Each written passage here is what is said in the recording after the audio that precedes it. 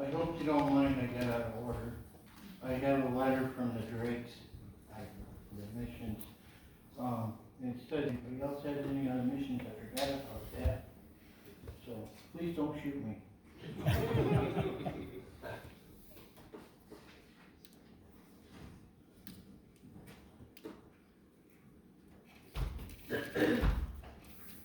We're going to be looking at Matthew 14, verses 22 through 32. Sorry. I just want to say, I'm not a pastor. I'm not a preacher. I'm just a member of this congregation filling in the pulpit as fit. So, I'm not a lengthy speaker. I just try my best. So, be with me. All right. You're doing fine, Andy. Well, thank you. I haven't got a rotten tomato yet. We're going to be looking at this passage. It's Peter and Christ walking on the water. I know, we see these old movies where Peter's at the heaven's gates, letting people into heaven. I was thinking about this, talking with somebody the other day about the passage, and we got joking around. And I mentioned to this person, I said that, remember the old movies where, the old shows where Peter's at the heaven's gate and he's letting his people in the gate saying, you can come in, I'm sorry, you're not welcome, you're going to hell. You're not here. You're at the wrong door. So we got talking about it, and I made the mention, I'm thinking, when I die, Peter's going to see me at the door, at the gates of heaven. And he goes, on April 4th, 2025, you stood there and talked about me. He goes, so you're going to stand over here in this box until I get ready to let you in. But all joking aside, when we die, we are ushered into Christ's bosom. There is nobody at a gate to let us in because we are already in heaven. All right. So, we're in chapter 6, verses 22 to 32. Sorry. Chapter 14. Chapter 14. Here I am in the wrong book. I'm in Mark. I don't know. Maybe I'm trying to do a double whammy for you guys. Alright. And it says, immediately Jesus made the disciples get into the boat and go on ahead of him to the other side while he dismissed the crowd. After he had dismissed the crowd, he went up on the mountainside by himself to pray. Later that night, he was there alone, and the boat was already at a considerable distance from the land, buffeted by the waves because of the wind was against it. Shortly before the dawn, Jesus went out to them walking on the lake. When the disciples saw him walking on the lake, they were terrified. It's a ghost, they said, and cried out in fear. But Jesus immediately said to them, take courage, it is I, don't be afraid. Lord, if it is you, Peter replied, tell me to come to you on the water. And he said, come, he said. Then Peter got down out of the boat, walked on the water, and came toward Jesus. But when he saw the wind, he was afraid and began to sink. Cried out, Lord, save me. Immediately Jesus reached out his hand and caught him. You of little faith, he said, why do you doubt? And when he climbed into the boat, the wind had died down. Then those who were in the boat worshipped him and saying, truly, you are the Son of God. This passage is right after the feeding of the 5,000. So when they say the lake, they're referring to the Sea of Galilee. Galilee is known for storms popping up right away. And that's, so it's a common thing for that, for them to be fighting against waves and stuff. Also, as they departed in the boat, it might have been prearranged for them to have a rented boat already, scheduled, or they rented it when they got to the lakes, to the Galilee shoreline. When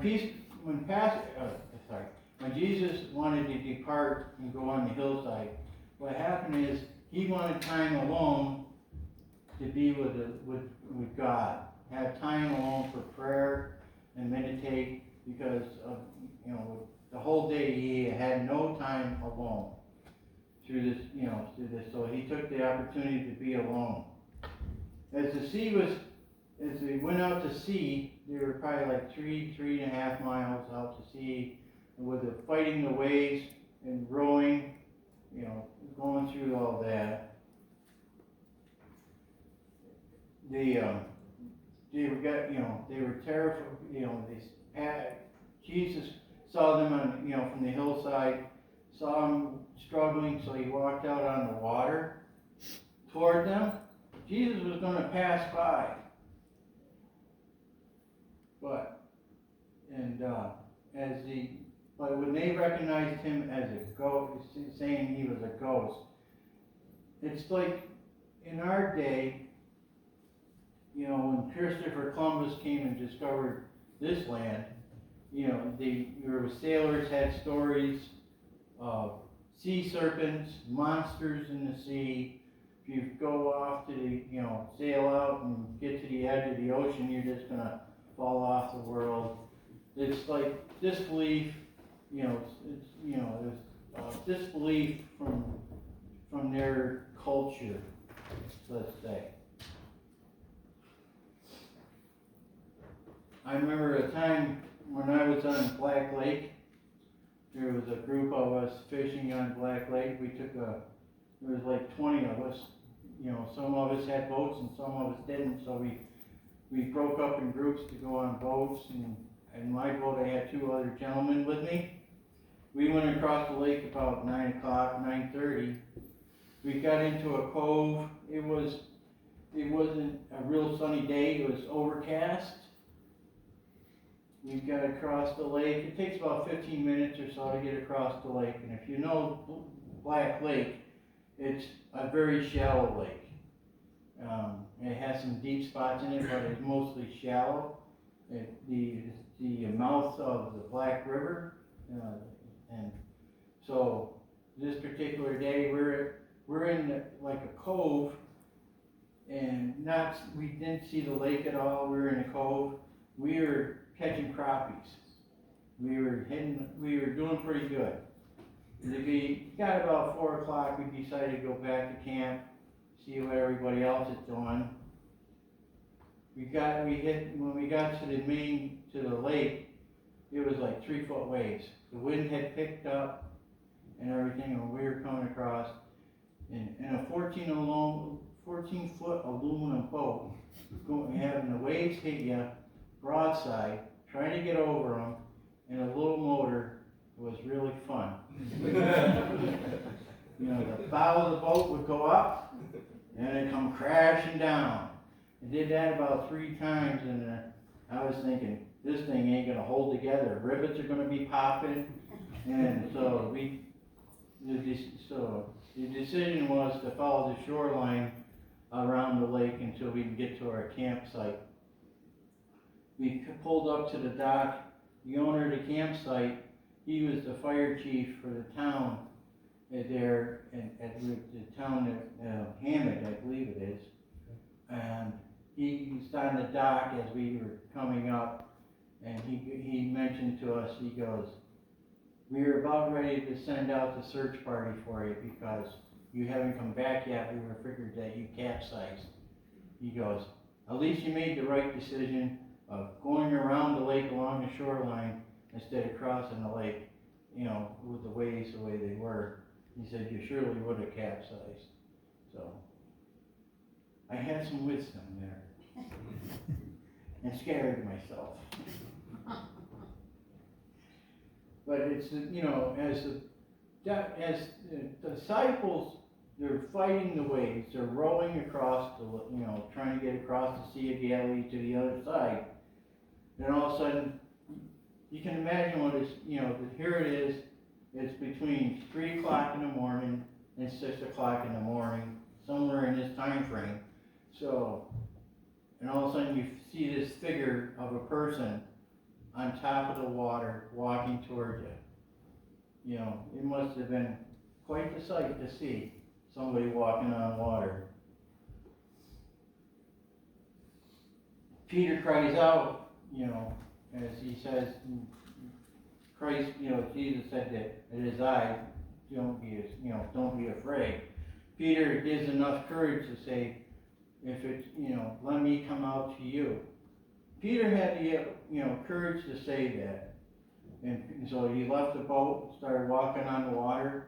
As long as his eyes were on Christ, he stayed on the water.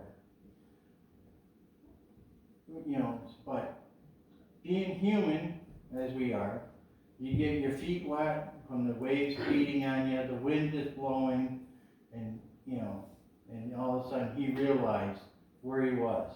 He's on top of the water, walking across, and he takes his eyes off Christ, and he starts to sink.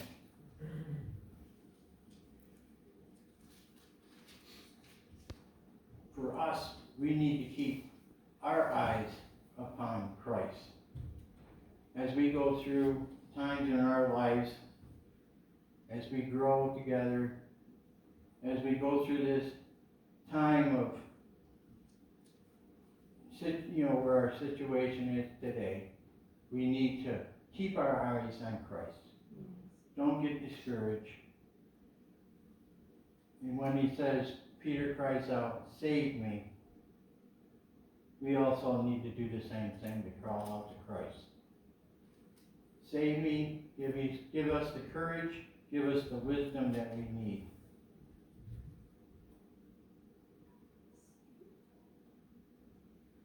As they entered the boat,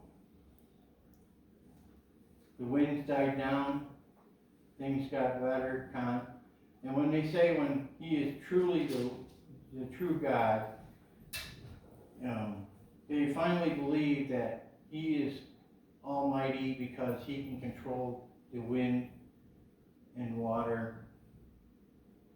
You know, that's why they say that, because they realize he is the true God, you know, true Son of God. Instead of, they wanted him to be the King of Israel, you know, because even with all the miracles they had seen, they still wanted, you know, him as king, but they realized he was the Son of God. So I say to us, let's keep our eyes on Christ. Let's keep our eyes on Christ through our times, through our homes, through our own personal lives. At this time, we'll have the deacons come up and we'll do communion.